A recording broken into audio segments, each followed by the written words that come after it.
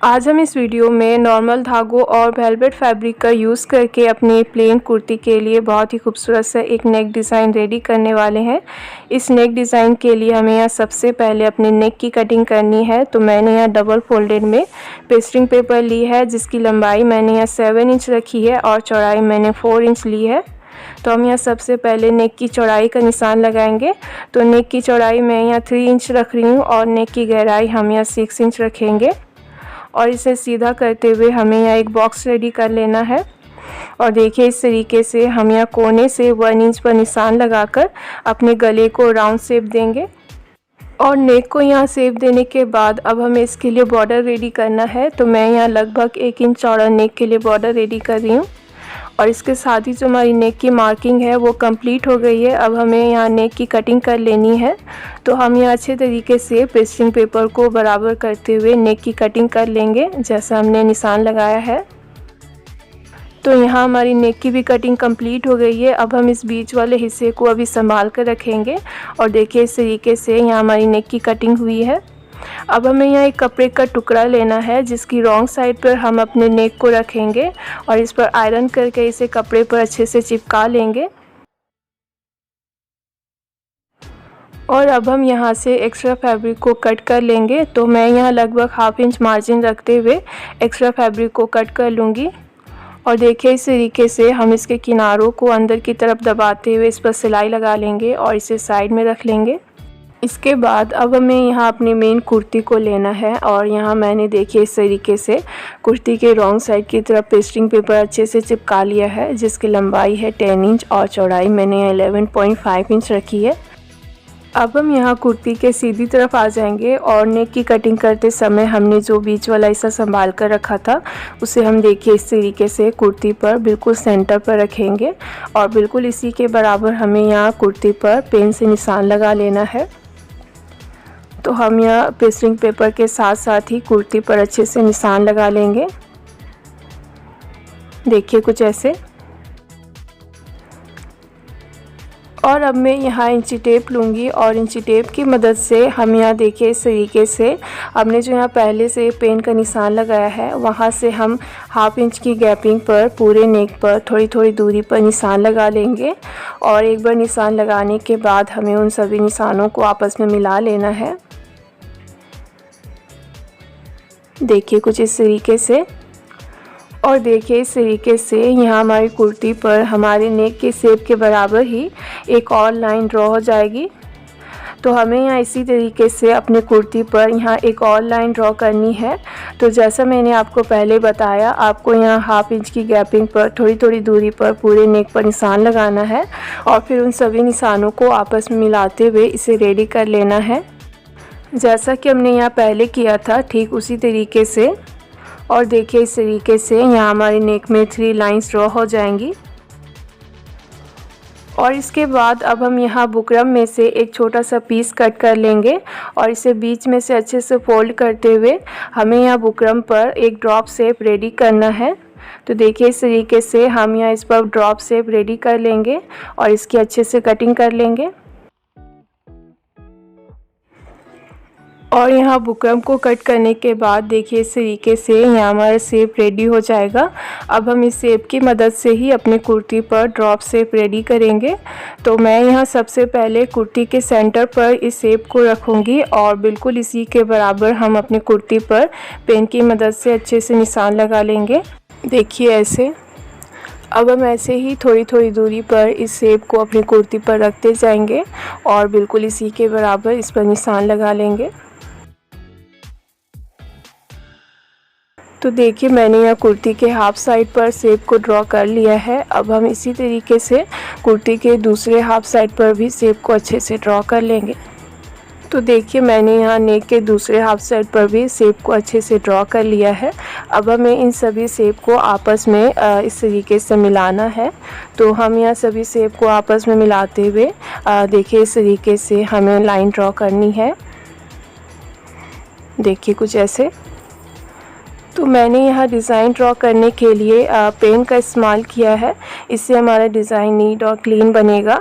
आप यहाँ चॉक का भी इस्तेमाल कर सकते हैं। अगर आपकी फैब्रिक लाइट कलर में है तो आप यहाँ चॉक का इस्तेमाल कीजिएगा, और अगर मेरी तरह आपकी फैब्रिक का कलर डार्क है तो आप यहाँ पेन का इस्तेमाल कर सकते हैं। तो मैंने यहाँ पेन का इस्तेमाल किया है, चॉक से ये थोड़ा सा मेसी हो जाएगा। और देखिए इस तरीके से जो हमारा डिज़ाइन है वो बनकर रेडी हो गया है। अब हमें इस पर सिलाई लगानी है। तो इस पर सिलाई लगाने के लिए हमें यह सबसे पहले 4 बोबिन लेनी है, जिसके 3 बोबिन में हम एक जैसे रंग के थ्रेड को भरेंगे और चौथे वाले में हम दूसरे रंग के थ्रेड को भर लेंगे। और देखिए इस तरीके से हम एक एक करके सभी बोबिन को यहाँ रखते जाएंगे और हम तीनों धागों को अच्छे से बराबर करके, जैसा हम नॉर्मली मशीन में धागे को सेट करते हैं बिल्कुल उसी तरीके से यहाँ धागे को सेट कर लेंगे। और अब हम यहाँ अपने चौथे वाले बोबिन को लेंगे, जिसे हमें बोबिन केस के अंदर डालकर इसे भी मशीन में अच्छे से सेट कर लेना है और धागे को ऊपर की तरफ ले आना है। इसके बाद ये जो हमें दिख रहा है इसे हमें हल्का सा लूज़ करना है, जिससे जो हमारा थ्रेड है वो बाहर की तरफ आसानी से निकल सके। और ये सिलाई लगाने के लिए बिल्कुल रेडी है। अब हम अपने मेन कुर्ती को लेंगे और जैसा हमने कुर्ती पर निशान लगाया था बिल्कुल उसी निशान पर हमें इसे सिलाई लगानी है। तो हम बहुत ही ध्यान से और धीरे धीरे जैसा हमने निशान लगाया है बिल्कुल उसी निशान पर हम सिलाई लगाएंगे। और ऐसे ही हमें सभी लाइंस पर सिलाइयाँ लगानी है, जितनी भी लाइंस हमने कुर्ती पर ड्रॉ की है, और सभी को अच्छे से कवर कर लेंगे हम सिलाई से। और ड्रॉप शेप पर भी हमें बिल्कुल इसी तरीके से सिलाई लगानी है। हम यहाँ एक हिस्से से सिलाई लगाना स्टार्ट करेंगे और दूसरे हिस्से तक सिलाई को ख़त्म करेंगे। और देखिए इस तरीके से हमें यहाँ ड्रॉप शेप में कुर्ती को अच्छे से घुमाते हुए जैसा हमने शेप ड्रॉ किया है बिल्कुल उस पर अच्छे से सिलाई लगा लेंगे। तो मैंने यहाँ सिलाई लगाने के लिए रेड कलर के थ्रेड का इस्तेमाल किया है। आप यहाँ अपने कुर्ती के कलर कंट्रास्ट के हिसाब से या फिर अपनी पसंद के हिसाब से यहाँ थ्रेड के कलर को चॉइस कर सकते हैं और उस पर सिलाई लगा सकते हैं। आप यहाँ मल्टी कलर के थ्रेड का भी इस्तेमाल कर सकते हैं, वो भी इस डिज़ाइन में बहुत ही अच्छे लगेंगे। और देखिए इस तरीके से हमें इस पर भी अच्छे से सिलाई लगा लेनी है। तो देखिए मैंने इस पर सिलाई लगाकर पूरे डिज़ाइन को अच्छे से कवर कर लिया है और अभी जो हमारा नेक डिज़ाइन है वो कुछ इस तरीके से दिख रहा है। इसके बाद अब हमें यहाँ लेस लेनी है, जिसे हम देखिए इस तरीके से सिलाइयों के बीच में रखेंगे और उस पर सिलाई लगाएंगे। तो मैंने यहाँ अपने थ्रेड से मैचिंग ही करता हुआ रेड कलर का लेस लिया है। आप चाहें तो यहाँ दूसरे कलर का लेस भी इस्तेमाल कर सकते हैं। बस आपको इतना ध्यान में रखना है कि आपको यहाँ कम चौड़ाई वाली लेस लेनी है, जो देखिए इस तरीके से नेक की गोलाई में आसानी से स्टिच हो पाए। और इस तरीके की लेसेस मार्केट में बहुत ही आसानी से अवेलेबल है और कम रेट में भी मिल जाती हैं। तो आप यहाँ अपने पसंद के हिसाब से लेस का इस्तेमाल कर सकते हैं। और अब हम ऐसे ही लेस की एक और लेयर लगाएंगे। तो हम पहले की तरह ही सिलाइयों के बीच में जो गैपिंग है वहाँ हमें लेस को रखना है और उस पर अच्छे से सिलाई लगा लेनी है। तो देखिए मैंने यह लेस की दूसरी लेयर भी अच्छे से लगा ली है। अब हम इसे साइड में रख लेंगे। अब हमने जो यहाँ ड्रॉप से बुकरम में कट किया था उसे हमें यहाँ दोबारा से लेना है और देखिए इस तरीके से हमें यहाँ हल्का हल्का बुकरम कट कर लेना है। और हमने जो पहले ड्रॉप शेप रेडी किया है उससे हम बिल्कुल छोटा सा ड्रॉप शेप रेडी कर लेंगे, देखिए कुछ ऐसे। इसके बाद अब हमें यहाँ एक पेस्टिंग पेपर लेना है, जिस पर हम इस ड्रॉप शेप को रखते जाएंगे और बिल्कुल ड्रॉप शेप के बराबर ही हम पेस्टिंग पेपर पर शेप को अच्छे से ड्रॉ कर लेंगे। तो हमें यहाँ नेक को डिज़ाइन करने के लिए जितनी भी ड्रॉप शेप चाहिए होगा उतनी हम यहाँ पेस्टिंग पेपर पर अच्छे से ड्रॉ कर लेंगे। और एक बार यहाँ सभी शेप को अच्छे से ड्रॉ करने के बाद हमें इसकी कटिंग कर लेनी है। तो देखिए मैंने यह सभी शेप को अच्छे से रेडी कर लिया है। अब हमें यहाँ वेलवेट फैब्रिक लेना है, जिसके रॉन्ग साइड पर हम अपने तैयार किए हुए शेप को रखेंगे और इस पर आयरन करके इसे अच्छे से इस पर चिपका लेंगे। तो मैं यहाँ देखिए इस तरीके से थोड़ी थोड़ी दूरी पर ड्रॉप शेप को रखूँगी और इस पर आयरन करके इन्हें अच्छे से इस पर चिपका लूँगी। और देखिए हमने यहाँ ड्रॉप शेप को भी फैब्रिक पर अच्छे से चिपका लिया है। अब हम इन सभी ड्रॉप शेप को एक एक करके कट कर लेंगे। तो जैसा हमारा पेस्टिंग पेपर है बिल्कुल उसी के साथ साथ हमें यहाँ वेलवेट फैब्रिक को कट कर लेना है। तो हम बहुत ही ध्यान से और धीरे धीरे वेलवेट फैब्रिक को बिल्कुल पेस्टिंग पेपर के साथ साथ ही कट कर लेंगे।